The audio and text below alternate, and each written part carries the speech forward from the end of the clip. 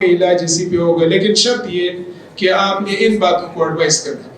بلوچستان میں سالانہ کی بنیاد پر 16,000 افراد کینسر کی مرض میں مبتلا ہو جاتے ہیں، جبکہ 3,000 سے زائد مرد و خواتین کو بریسٹ کینسر لاحق ہوتا ہے۔ کوئٹہ کے مقامی ہوٹل میں چھاتی کے کینسر کے بارے میں آگاہی کے حوالے سے ایک روزہ سیمینار کا انعقاد کیا گیا۔ آج کا جو ڈے ہم نے سیلیبریٹ کیا بریسٹ کینسر اویئرنیس کے حوالے سے، وہ ایک بہت ہی کامیاب سیشن رہا ہمارا۔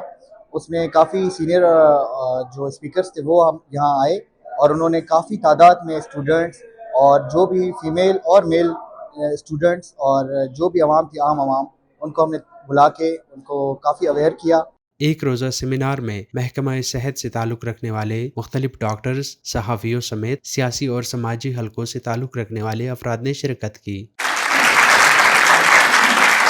سیمینار سے خطاب کرتے ہوئے پروفیسر ڈاکٹر بابر کہتے ہیں، چھاتی کے کینسر میں اضافے کی سب سے بڑی وجہ علامات ظاہر ہونے کی صورت میں ڈاکٹر سے خوف کے باعث رجوع نہ کرنا۔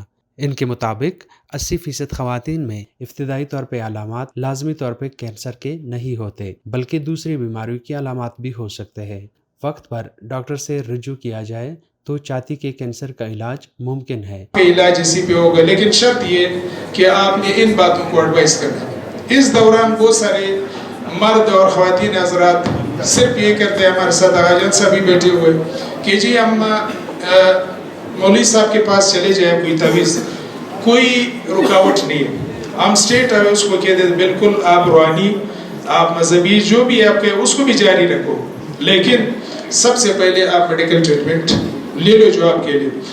چھاتی کے کینسر کے کیسز کے حوالے سے اس وقت پاکستان ایشیائی ممالک میں سر فہرست ہے۔ ڈاکٹرز کے مطابق پاکستان میں ہر سال 90,000 خواتین چھاتی کے کینسر میں مبتلا ہو جاتی ہیں، جن میں سے 40,000 خواتین موت کے منہ میں چلی جاتی ہے۔ طبی ماہرین نے مشاہدہ کیا کہ کینسر دنیا بھر میں زیادہ انسانی جانیں لے رہا ہے، جس کے لیے دنیا بھر کی حکومتوں کو کینسر سے بچاؤ اور لوگوں میں آگاہی پیدا کرنے پر توجہ دینی چاہیے۔